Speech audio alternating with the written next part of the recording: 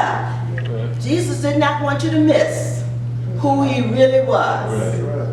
Now, in this lesson also, in some of the writings they give you on page 7 to 8, they tell you about, says, well, it starts off by that Jesus begins this section with I am is noteworthy. And it says, this is the 8th and final time in John's gospel that Christ has used this expression to identify himself. Jesus wanted everyone during his time, and John wrote it so we know as well who he actually was.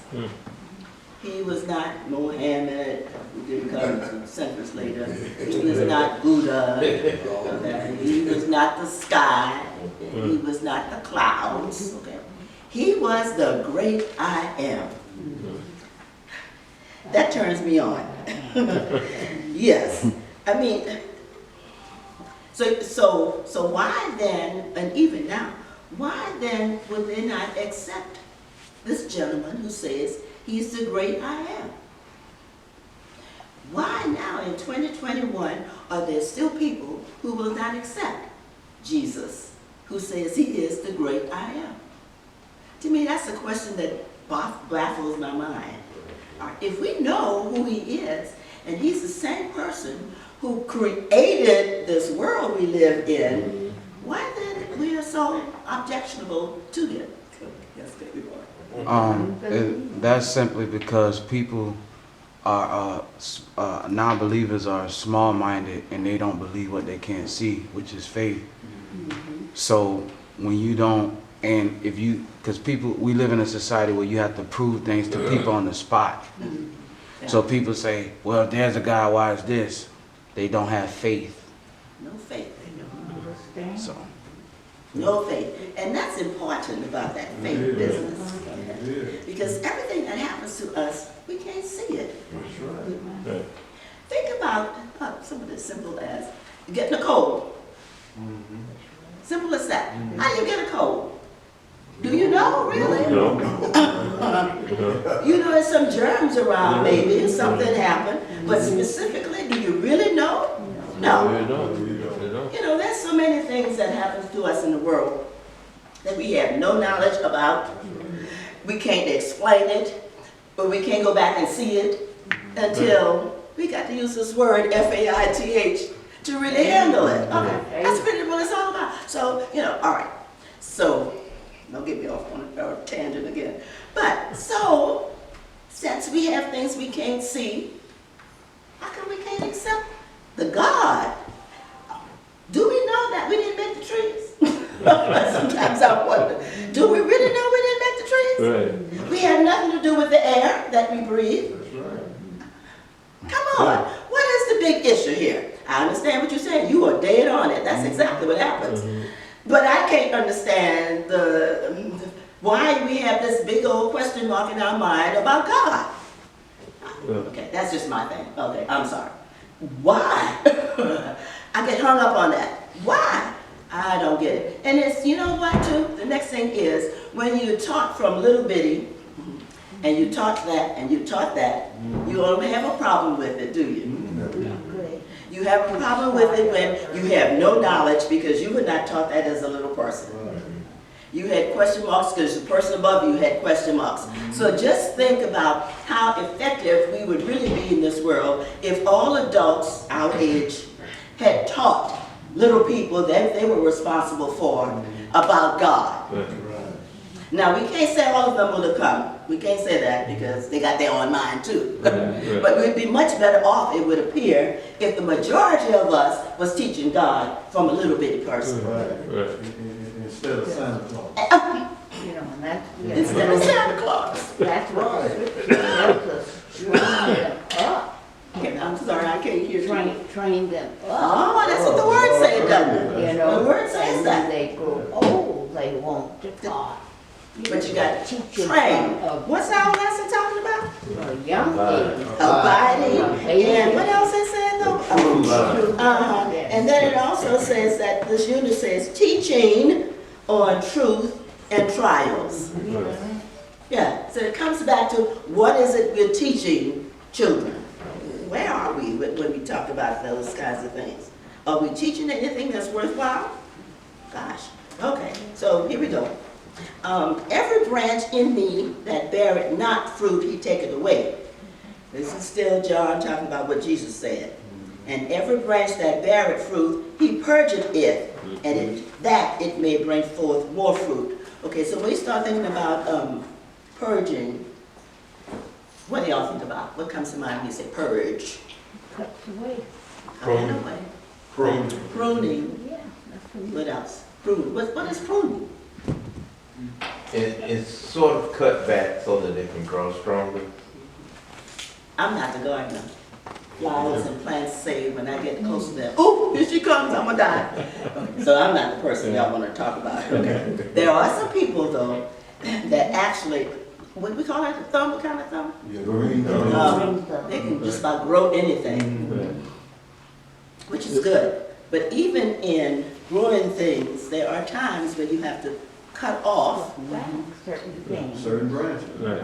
Certain things. Because if you have too much of some stuff on a vine, it's taking away the good ones that's really producing. You had something to say? Yes, as a teacher, pruning is you really is taking away something is not worth any good anymore. It already now received all the nourishment they can. And all it's doing is just hanging there. And if you don't watch out, it'll steal some of the other good nourishment to try to survive. So actually when we're pruning, we're not necessarily always pruning something that is worthless. Right. We might even prune some good stuff, but it's taken away from the whole. The whole, right. So thinking of ourselves individually, do we need any pruning? Oh, I yeah. know I'm bad. Oh, yeah. Yeah. I gotta be ready. Right. I know I'm bad. We don't want to be pruned, but we need to prune. Because pruning hurts, doesn't it? That's right. Pruning hurts. Even with the plants, you know, when I get there sometimes it just be chopped. I usually chop off more than what's necessary, so that's the reason my stuff died, all right? But nevertheless, when you chopping, okay, you taking something that is sharp, and you flipping down on something, that hurts. Yeah. Just think, okay, think about it if you put a Q-tip in your ear too far, what happens? Oh, it hurts. Okay, and that's soft. That's not a blade. All right. Okay, so we don't want to be pruned. We don't even want to be told that we need to change our ways, do we? That's right. No. We don't like that. And that's the problem right there. That is our problem. You don't know the way and they don't want nobody to show you the way. We won't even open up this book to find out about That's the way. right. will we? That's right.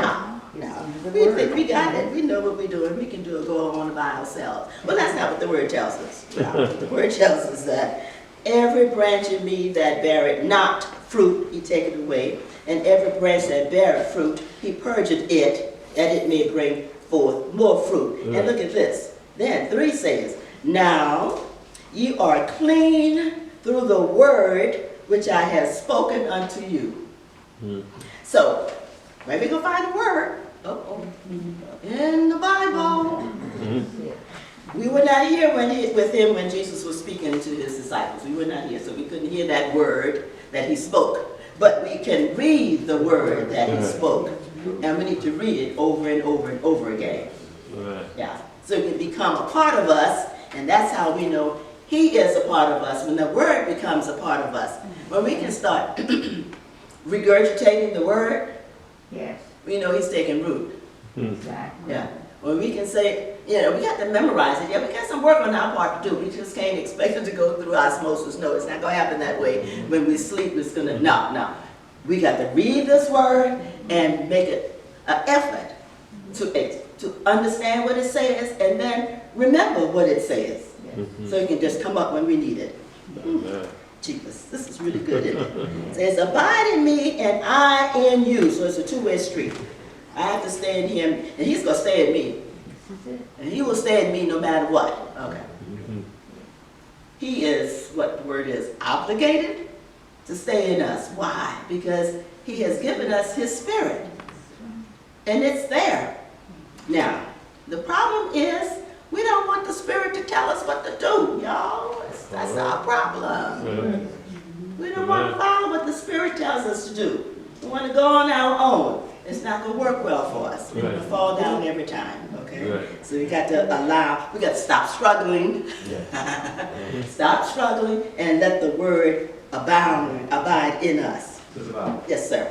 Good morning. Good morning. How you doing? Good morning, everyone. Come on. What's up, Pastor? I was looking at study, I think I was number 2.